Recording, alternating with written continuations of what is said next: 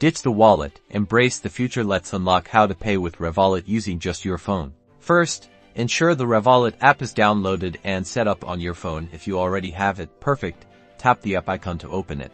Once you're in the app, double-check your card details are correctly added. Make sure you have a valid Revolut card linked to your account. Also, be sure you have enough funds to make a payment. Now, when time to pay, there are a few options. The most effortless method is contactless payment, also known as NFC. Unlock your phone and bring the back of it very close to the payment terminal, the same place where you tap your physical card.